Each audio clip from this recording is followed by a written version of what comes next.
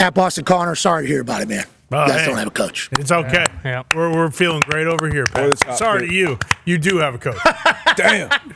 And a GM, obviously, and a GM will continue to figure it out. It's going to be great. Of course, it's gonna be great. of course. I think that is something you can do because in 2025 now, not 2024. Yep, new year. They've created a way. I saw this on the internet. It might have been fake. You never know. Could have been. You never know. Toothpaste all the way out of the tube. And then, lo and behold, guess what I saw? What's that? Boys. No, Someone figured it out. that's not possible. That's not possible. true. Took the paste, No. I didn't see put it back into the tube. How'd they put it back? Put it back in the tube. Did they throw the tube All out of because it. it was all gross and ruined? No, funny. Ruined?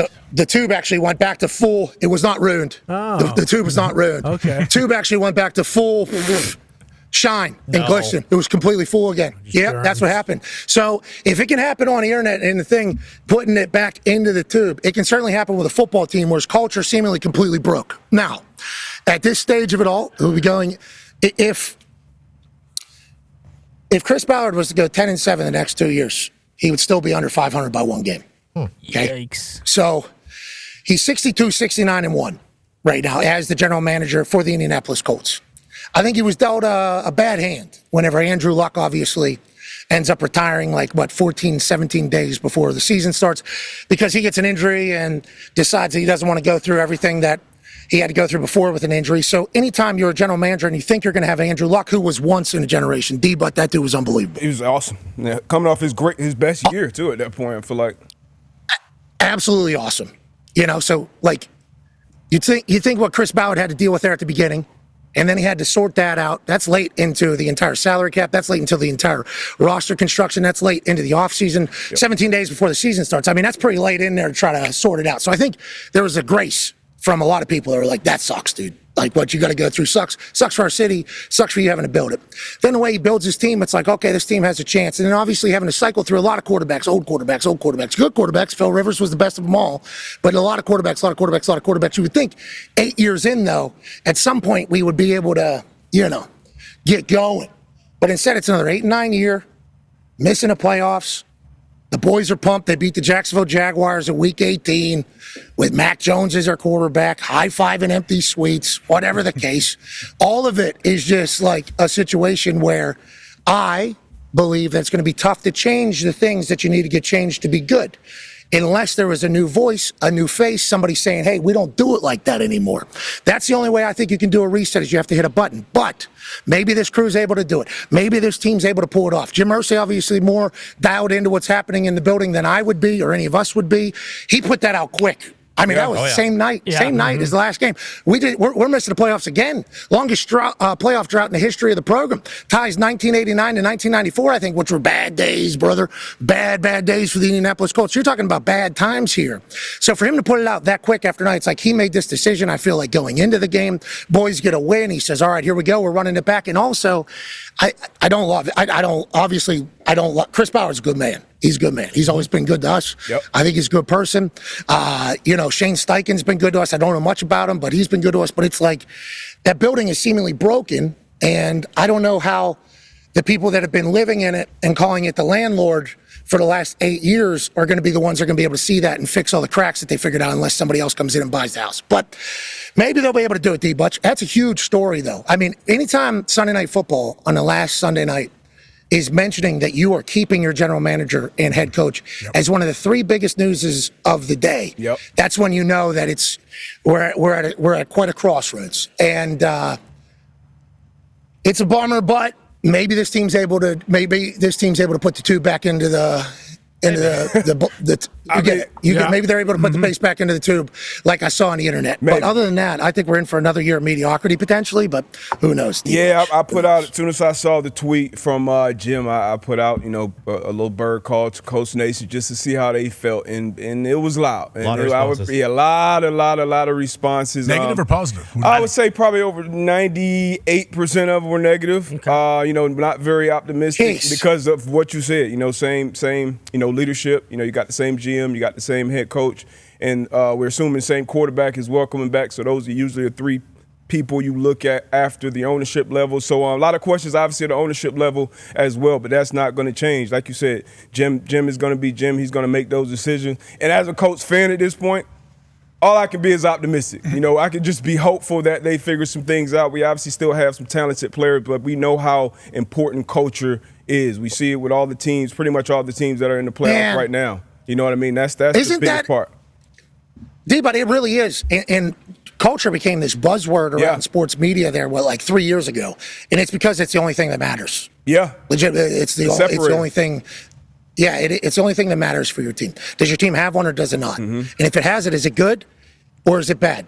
Because you've got good team, bad culture, your team's going to stink. Yeah. You have bad team, good culture, team's going to be overachieving. Like that's kind of how that goes. And I feel like punter, my particular position, and I see the people that are negative towards me about everything that's been happening with the Colts always just refer to me being a punter. And let me tell you why I'm the most qualified to talk about culture. Because I was like in the rooms watching.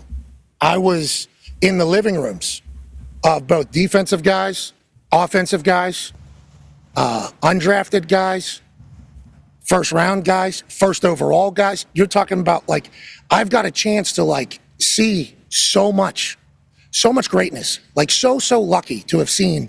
And but that's why D-Butch is like a guy that I will always hold in such high regard, because whenever I watched him work and whenever I watched him interact with his teammates, and then I watched his film study, and then I watched the way he handled himself on the practice field and in the weight room and on the playing field, and then in the meetings, whenever a question was asked by Coach Pagano to the entire defense, nobody has the answer. Who has it? D-Butch has it. You know why? Because D-Butch worked his ass off. So I've gotten to see so much good shit and been lucky to be a part of these things. Just because I've happened to have a fucking cannon attached to my right hip. Like that is just kind of why I got to do all these things. And I think that's why when I notice some things, it's like, that's what bum teams do. That's what bum teams do. That's what bum teams do. And it's like, great teams do this. Great teams do this. There's trends for how humans operate within a winning organization, and there's trends for how humans operate in a losing operation. And it's just very evident, I think, that the Colts have been in the losing program side of things with a lot of different shit. They have a lot of talented players, okay? A lot of talented players. So many talented players, which is why the expectations are so high, but I think they have a lot of losing traits. So the only thing I was trying to say publicly was like, hey, why don't we, for the good of the fucking city, okay, we would like to have a great football team. You saw what happened with the Indiana Hoosiers with Signetti. These are football people that live out in Indiana. They love the Colts, love going downtown, love having a reason to go have a drink downtown, love having a reason to travel in through 70 or 65 to get downtown, have a little day, have a little night, have a good time, cheer on the Colts. We're fucking good.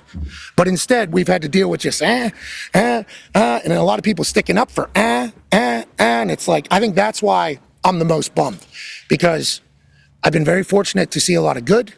I saw some terrible. And whenever I point them out on a microphone, it's like, that's just me trying to say, hey, let's win and let's stop doing this shit, because that's what losers do. This is from Maurice Brown at M. Mario Jr., 24-seat junior right here. This is what I'm talking about. Deuce, I wonder if they ever called him. Hashtag I don't overreact. But Jim Irsay is 18 steps ahead of anyone who thinks he's a dumbass. Backer, Klein, Ballard, and Steichen, so the Colts can implode next season more than McDaniels' toilet did after Jim laid eyes on it. Then, with the first pick in the 2026 draft, a familiar name, Archie Manning. That'd be cool. That'd be a wild thought if that is what Jim Irsay was thinking. We got a statue of a Manning outside. Let's bring in another one. That'd be thinking ahead, obviously, but that would be saying that you're looking for the team not to do good next year. I think Jim has faith that this team's going to do good. I think he actually, believes that Chris Bauer's going to be able to do his thing this late into his tenure. I think there's a lot of doubt, a lot of questions by a lot of people, but Jim Irsay said he's confident, okay?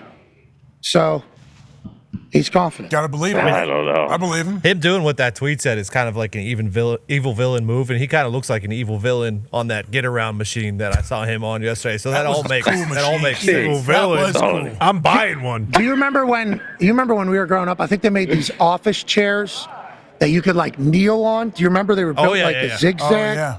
Do you remember? Yeah. It looked like that. It was like a version of that in there, and obviously we wish nothing but Godspeed for Jim and his health and everything like that. But him putting that out immediately after the game told me that, hey, this, not a thought. not even ever. no. That thing was sitting on deck. What was quicker? I think Shane's got the Mayo firing tweet, or the news, which was like 3 minutes after the game, or Jim's. I think Mayo was quick. That was legitimately felt like Kraft walking down there going, hey, thanks for fucking up number one overall pick. You're fired. Get the fuck out! He got fucking I can't believe I hosed. did. That was nuts. Who, Mayo? Bullshit. Yeah, that was bullshit. I mean, what did they expect? How do you feel about it, D-Butch? I think he got hosed. I mean, we talked about culture and building the culture, and we can go back through a bunch of coaches and look at their first year and things that they learned, or their first job as a head coach, and to give a guy 1 year after a 24-year period, like that was bullshit. We didn't expect a 7, an 8, a 10-win season. You had a rookie quarterback. You had pieces on the team that weren't really there. Got a bunch of cap space going forward. But I also understand the thought process of if it's going to be Braves, which we expect, or even Ben Johnson, hey, these candidates or this candidate is too good to pass up on. So Mayo was put in a bad spot from that standpoint. But I was surprised. I thought they would definitely stick with him, especially with him being the hand-picked successor to Bill Belichick. But we know how cold this business can be. So on one hand, I definitely think he was hosed. He didn't get a fair shake. And on the other hand, this may be your only opportunity to hire a guy like Mike Vrabel. So I get it from both sides, but I think he was fucked over. But I think he'll get another opportunity at some point down the line to be a head coach again in this league.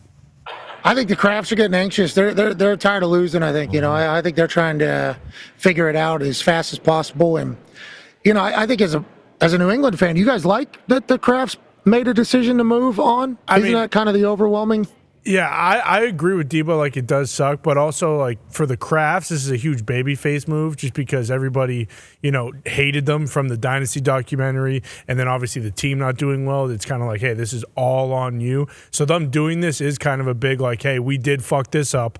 We're going to make a change, and because Vrabel's available and, like, a Ben Johnson's available, that the opportunities to get better quicker seem to be better with them. And also Mayo, defensive guy, the defense was so bad, and it was damn near the same as it was last year. So the fact that the defense got worse does not help. Hey.